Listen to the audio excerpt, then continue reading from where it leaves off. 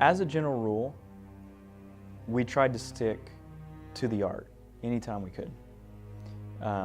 There were things here and there that sometimes made that impossible if we were going to tell a story that wouldn't take the viewer out of the picture.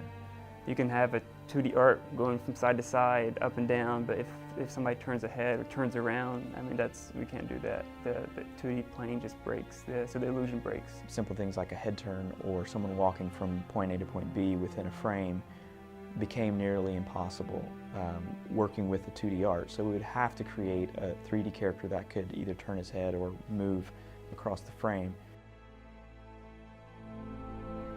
Because you stopped.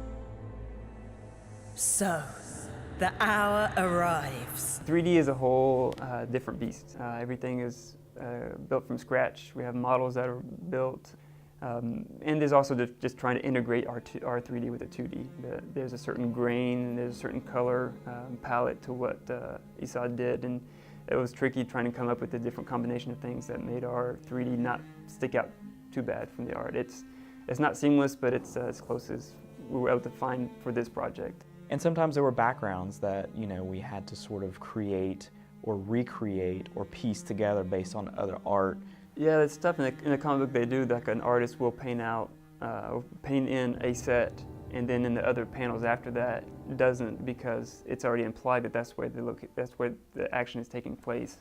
And we felt, as we're trying to take this towards a more cinematic, filmic look, that we couldn't just hop out of our sets like that. So we've had to work to try to recreate our sets and from opposite angles. So sometimes we were able to find other panels in the comic book to just reuse.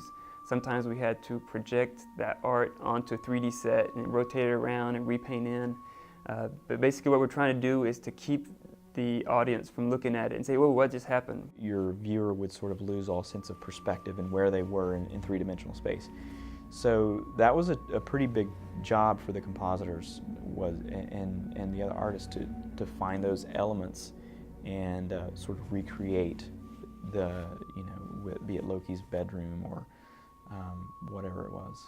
But it's a constant process. We found out things in issue 4 of making it look better that we hadn't figured out in 2 or 3.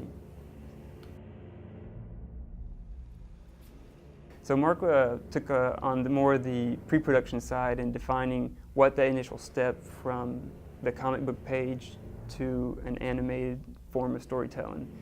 What that boiled down to is I would get the voiceover that would be sent to us from James Snyder at Edge Studio in New York, who handled all of the voice casting and recording. Of filth, what cruelty to bring up a son in such a manner. And then I would take that and then take the already scanned in art panels and everything. Time every shot out so that I have basically a rough cut, and we knew how many shots we were going to have and then how long each shot was going to be. And then we would get together and decide on what worked, what didn't work, and how from there to move on. There's a lot of logistics involved.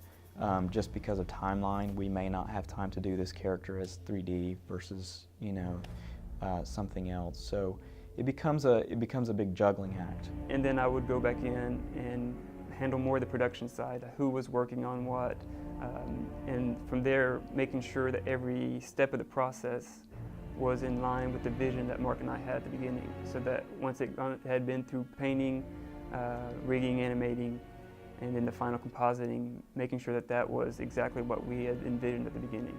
And then once you get closer to the end, part of my job too was sit down and then look at it as a finished piece and then edit it and see where we needed to trim some fat. Are the sequences working the way we wanted them to work? After a picture for each episode was locked, we would send it back to Edge Studio for mixing and sound design. And then Mats Plessner at Underground Music did such an amazing job scoring all 4 of these episodes. We're all constantly trying to make things work. I mean, this way of taking a comic book to a different medium is tough. We're still experimenting and figuring it out. And there were times where we work on a shot and make it all through the process, and we look at it and think it's just not quite working. And so trying to, you know, figure out how to juggle things like that in the amount of time without having to recreate everything.